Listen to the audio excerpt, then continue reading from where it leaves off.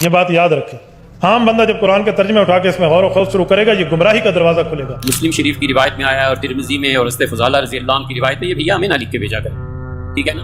اس سے سوائے اس کے کچھ نہیں ہوتا کہ ہم اسے پڑھ کے فوری طور پہ لکھیں۔ یہ حدیثیں ہم نے پڑھی بھی ہیں، پڑھائی ہم کئی بار عرض کر چکے ہیں کہ ہمارا کوئی تعلق اہل حدیث سے نہیں ہے، پکے ٹھیٹ حنفی، پکے ٹھیٹ حنفی۔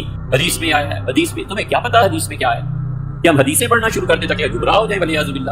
حدیث میں آیا ہے، حدیث میں تمہیں کیا پتا حدیث میں کیا ہے؟ کہ ہم حدیثیں پڑھنا شروع کر دیں تاکہ گمراہ ہو جائیں ولیعاذ باللہ۔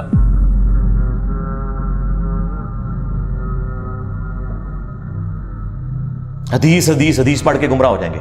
اوے تم لوگوں نے عزتیں ویل کی ہیں اللہ اور اس کے رسول کے نام کے اوپر، چندے اکٹھے کیے ہیں، جائیدادیں بنائی ہیں، کوئی محنت سے نہیں کمایا تم لوگوں نے، اللہ رسول کے نام کا کھا رہے ہو اور بات یہ کرتے ہو کہ حدیثیں ہمیں سناؤ ہم گمراہ ہو جائیں گے۔ عزتیں ویل کی اللہ اور اس کے رسول کے نام کے اوپر، سواریاں سوار کی مکے اور مدینے کی آوازیں لگا کر اور پھینک دی جا کے دیوبند میں اور بریلی میں۔ غدار ہو تم رسول اللہ کے صلی اللہ علیہ وسلم، پکے غدار ہو۔ اسی لیے دیکھو پھر اللہ نے تمہارے اوپر چیز کیا چھوڑی ہے، ہاں نبی کے جیسا ہے ہی کوئی نہیں، بابے تھے شے ہی کوئی نہیں۔ حدیثیں نہ سناؤ میں، تنو سی فتاوا شامی سنائیے، در مختار کے حاشیہ رد المختار، جس میں لکھا ہے کہ اگر آپ کو یقین ہو کہ اپنے خون اور پیشاب سے سورہ فاتحہ ماتھے پر یا تعویذ لکھنے سے شفا ہو تو آپ کر سکتے ہیں۔ اے تیرے بابے نہیں کٹر ٹھیٹ انفی،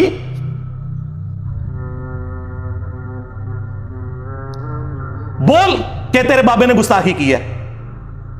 کوئی زیادہ پرانا نہیں ہے، 1252 ہجری میں یہ مرا ہے ابن عابدین شامی۔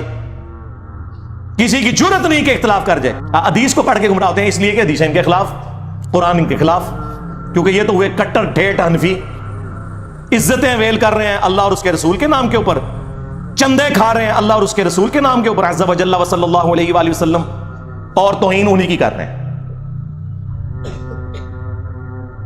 تو پھر ہماری یہ ذمہ داری بنتی ہے کہ ہم ان کے جو یہ میکم نما چہرے ہیں نا، عجیب و غریب قسم کی گونے پہن کے اور بڑا اپنا روب ڈالتے ہیں، گرم تولیے ان کے منہوں کے اوپر پھیریں تاکہ ان کے اصلی چہرے آپ لوگوں کو پتہ چلیں کہ یہ دشمن ہے اللہ اور اس کے رسول کے عز و جل و صلی اللہ علیہ وسلم۔ ہم نہیں کہتے کہ بدنیتی کی وجہ سے ہوں گے، انجانے میں ظاہر ہے، وہ تو انہوں نے خود ہی بول کے کہا کہ ہم 1500 سال سے اپنے بزرگوں، اور کیڑا 1500 سال تو تھوڑے بزرگوں کا دین ہے، نہ آپ کے عقیدے قرآن سے ثابت، نہ آپ کے بخاری مسلم سے ثابت، کیڑا 1500 سال، 1100 سال کیا کرو، اور نال حدیث سنایا کرو بخاری مسلم کی کہ سب سے بہتر زمانہ میرا، پھر صحابہ کا، پھر تابعین کا، پھر تبع تابعین کا۔ یہ میں یعنی وہ اس کو ایک بالمفہوم بیان کر رہا ہوں۔ اس کے بعد جھوٹے لوگ پیدا ہوں گے، امانت میں خیانت کریں گے اور موٹاپے کو پسند کریں گے۔ وہ تسی نے بعد والے ہو جی، پرانے بزرگوں کو نہیں مانتے، پرانوں کے تو آپ منکر ہو، تم لوگ درمیانوں کو مانتے ہو۔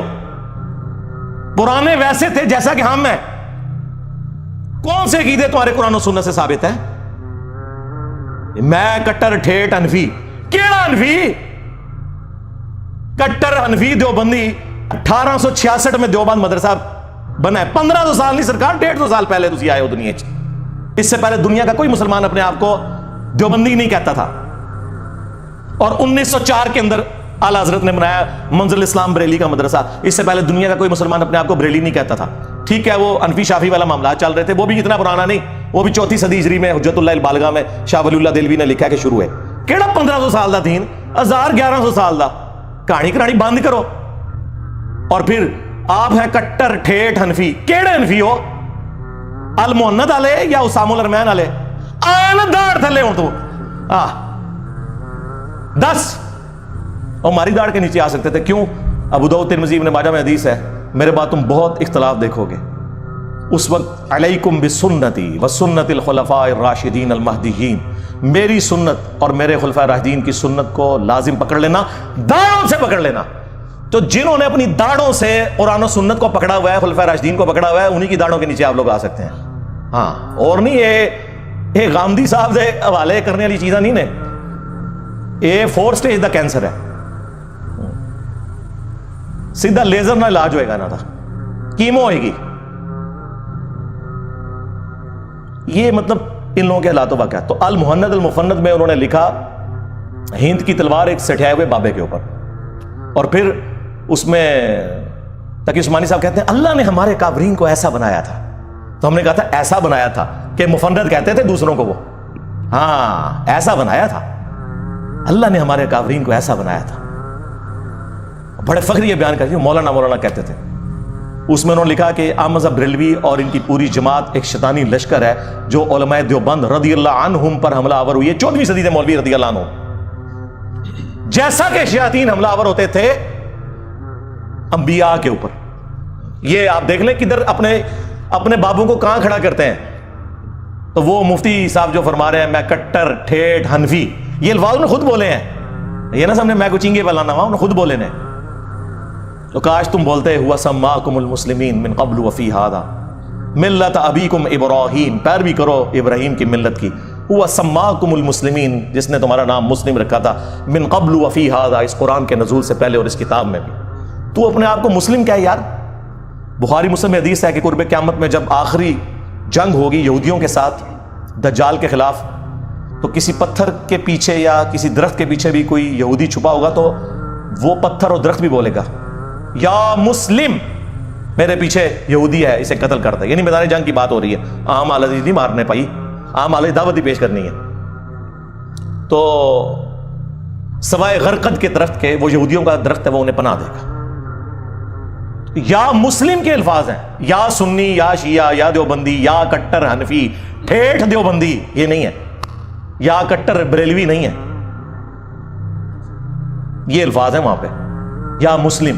تو اس وقت تو آپ لوگوں نے کہنا یہ انجینئر تھے، کوئی اسٹوڈنٹ بول رہا ہے پیچھوں، میں تو مسلم میں ہی نہیں. آپ بول رہے ہیں کسی کے سامنے میں مسلم ہوں، باقی چیزیں میں کافر ہوں. بھائی اگر تو کافر نہیں ہے مسلم ہے تو بھی لکھنا مسلم،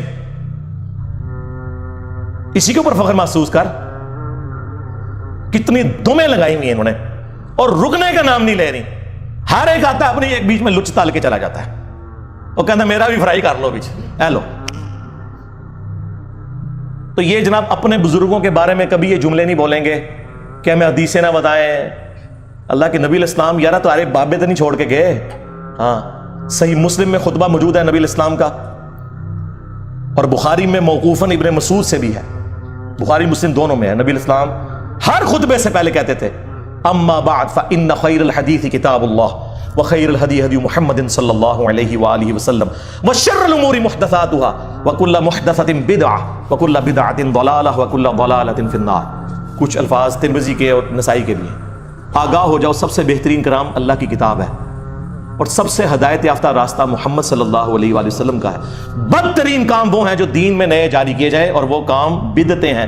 تمام بدعتیں گمراہیاں ہیں، اور تمام گمراہیاں جہنم میں لے جانے والی ہیں، والعیاذ باللہ تعالی.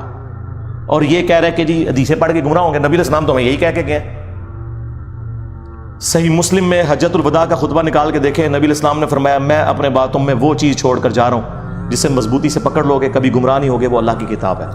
مسلم شریف میں صرف کتاب اللہ کا ذکر ہے. سنت کو ماننا کتاب اللہ ہی کو ماننا ہے.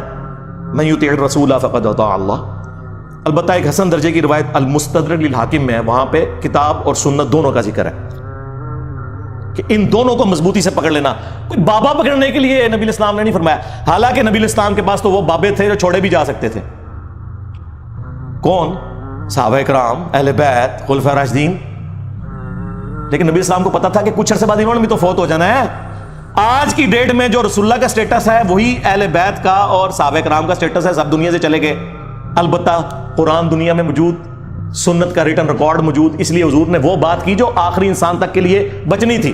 ورنہ اگر کہتے ہیں میں ابو بکر کو چھوڑ کے جا رہا ہوں تو 2.5 سال بعد تو حضرت ابو بکر کا وہی سٹیٹس،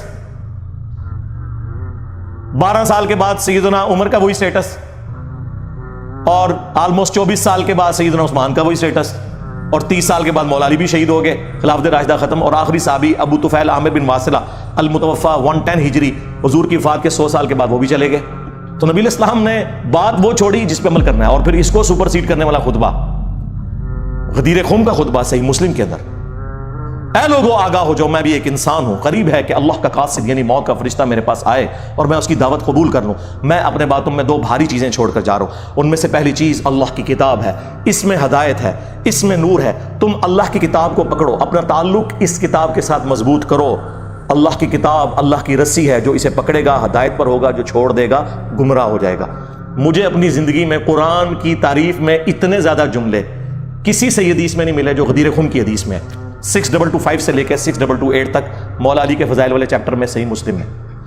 اور پھر فرمایا زید بن ارقم کہتے ہیں کہ رسول اللہ پھر ہمیں بار بار کہتے رہے اللہ کی کتاب، اللہ کی کتاب، اللہ کی کتاب.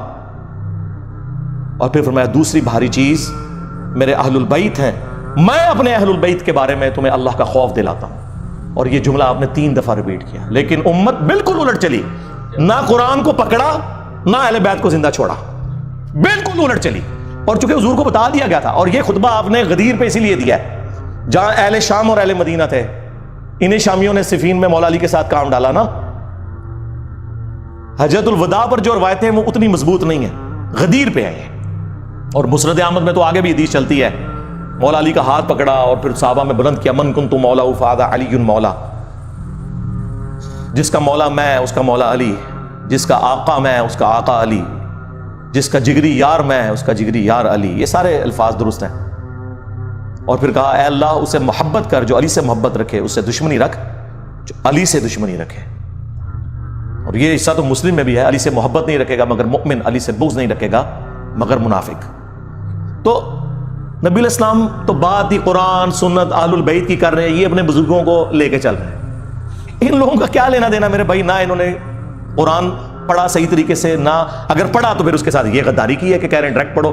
یار یہ غداری تو کوئی فزکس کا پروفیسر اپنی کتاب کے ساتھ نہیں کرتا. آج تک کسی فزکس کے پروفیسر کو سنا ہے کہ آئنسٹائن کی تھیوری آف ریلیٹیوٹی نہ پڑھنا گمراہ ہو جاؤ گے؟ یا کوئی انگلش کا پروفیسر کہے کہ آکسفورڈ کی ڈکشنری نہ پڑھنا گمراہ ہو جاؤ گے؟ اس سے بڑھ کر میں میکینیکل انجینئرنگ میں نے کی ہوئی ہے، جب کبھی بھی بڑے مجمع میں میں نے اپنی کلاس کے اندر ٹیچر کی غلطی نکالی نا کتاب سے، تو اس نے ہمیشہ کہا تھینک یو. مولوی کی آپ غلطی نکالو گے نا تھینک یو. یعنی ایک دنیاوی ٹیچر جسے یہ سمجھتے ہیں، ہم تو اس تعلیم کو بھی دین کا حصہ سمجھتے ہیں، فزیکل فنامنا آف نیچر کی تعلیم ہے، سائنس کی، وہ اپنی کتابوں کے غدار نہیں ہیں. یہ لوگ اپنی کتابوں کے غدار ہیں، اور اس سے بڑھ کر ان کتابوں سے کھا رہے ہیں. انہی ناموں کے اوپر انہوں نے عزتیں ویل کی ہیں. اتنی بےایمانی اس طرح کون کرتا ہے؟ یہ لوگ کرتے ہیں. میں کٹر ٹھیٹھ حنفی، یعنی بڑا وہ فخریہ بتا رہا ہے جس نے کوئی دین ابراہیمی کے اوپر ہے، ٹھیک ہے نا. کٹر تو پج گئے نے انجینئر صاحب نے پان دیتے ہیں اللہ دے فضل نال، جنہاں دے پجے نہیں وہ کھنڈے ہو گئے نے اللہ دے فضل نال.